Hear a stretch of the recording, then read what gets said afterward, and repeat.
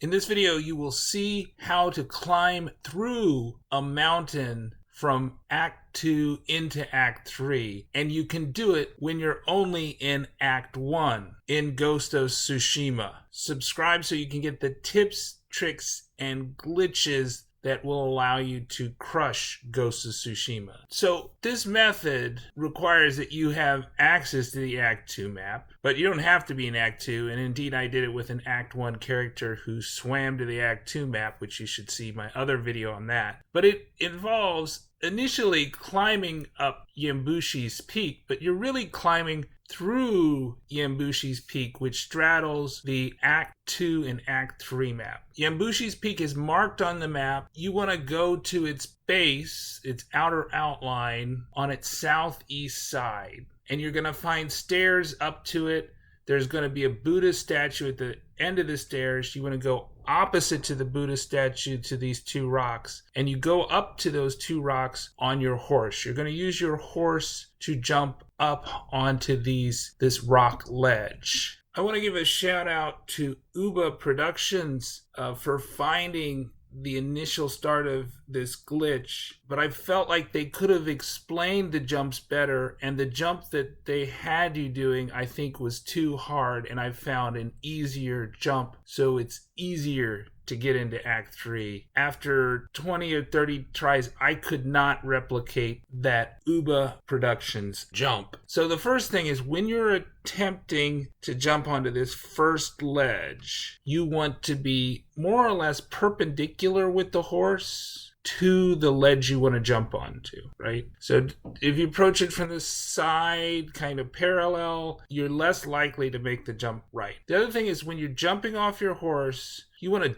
kind of double jump, because there's the first jump off the horse, and then there's the second jump you want to make once you land on the rock, so that you kind of slide down into the mountain, right? So you can see the glitch and the out of map glitch kind of going in full force here, that it's like it's not actually rock, it's quicksand. But you want to not just jump, but kind of double jump. Hit the jump key again when you hit the rock, right? So you jump up higher than you think you want to, and that'll keep you from sliding off. And this is where I, differ with the jumping sequence that Uba Productions suggested, is that he didn't think it was possible to get over this near ridge. And I took his advice on that and tried his jump. The first one to the lower ledge is easy, but the other one is nearly impossible to replicate. But I'm sure you can do it, and you can try his method. But I recommend, it's a lot easier, takes less skill, is to spam the jump button on the crack. And eventually you're going to get over and you're going to fall into this pit, and it looks like you'll never get out of there, but you've actually made it, and that's exactly where you wanted to be, and the hard part is essentially over. And so you jump up top this little peak here, and then you can jump down. It won't kill you to jump all the way down. Maybe if you have like a very zero level character, it'd kill you. You can hit the roll key and take no damage. Maybe you could call your horse. Doesn't matter. My character heals really quickly out of battle because of the charm I've got, so you can take a little bit of fall damage. And if you have the Iron Will skill, you can definitely do it. But I actually, when I have Iron Will, I prefer to just let him die so I can keep my resolve. Iron Will is like a resurrection skill that you initiate by using one resolve. But as you can see, I can see into the blackness of the mountain, right? And I'm not actually walking above the mountain at this point once I've jumped down here. I'm actually walking through the mountain. And there's a number of paths. You want to get to the waterfall. You can see the waterfall on the map, right? The map is, you can see the town. You want to see where the water kind of comes to the peak, right? So where the water is at Yamabushi's peak, and that closest point of water there, that is the waterfall, and that's what you want to jump off of, right? You jump off of the waterfall into the water. You don't take damage if you hit the water, right? So if you want to make a really long jump, find one over water and jump into the water. Don't worry about how deep it is. As long as there's not rocks showing on the surface, you're going to be okay. And there you are. You're in Lord Shimura's castle. Indeed, the developers were worried enough about people sneaking into Lord Shimura's castle and then getting into Act 3 that they make you dismount your horse like 100 feet before the gates to the castle on the Act 2 southern side. So you can't actually blast your way in with an exploding arrow. I got a video on how to do that. You can only do that from the northern entrance of Lord Shimura's castle, not the southern entrance, because you can't get your horse close enough to the door to do that. So they figured that having the horse would somehow make it easier to sneak into places. And that's what we've done here going into Act 3. Now, what do you do once you're in Act 3? I'm not quite sure.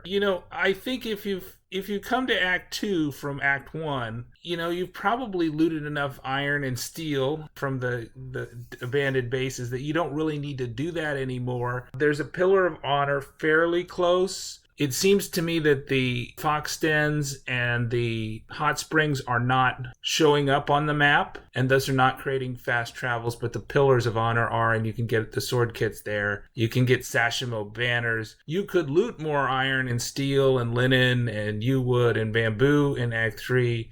Not sure why you would want to. There's plenty of that in Act 1 and 2. And there's going to be no story missions. I am very skeptical that you're going to find any vendors. Perhaps you'll find a survivor camp somewhere with a vendor. I don't know of any good survivor camp vendors outside of Jogaku Temple, and that is freed as part of a story mission that you need to have started Act 3 to do. You also cannot loot the stash at Lord Shimura's castle. So at the biggest part of the castle, he's got a secret stash on the top floor. A lot of iron, steel, yew wood, bamboo, supplies. And that stash is not accessible because the scaffolding that you're going to use in Act 3 to climb into that castle is not there. And to get around the castle, you either climb over the walls or you use the exploding arrow trick with the horse halfway through the gate. But you can explore and loot to your heart's content in Act 3. Watch out for the roving bands. They have fire swords. They shoot fire. They shoot fire arrows. They shoot poison. So there are roving bands. Even though the bases are abandoned, the roving bands are tough if you don't have those skills, if you don't have those weapons. And so you might be dead really quick. So keep an eye out and keep your horse running fast. I'm Linus Wilson. Lord Shimura says that this channel is dishonorable, but I think you should subscribe anyways. Good luck, Samurai.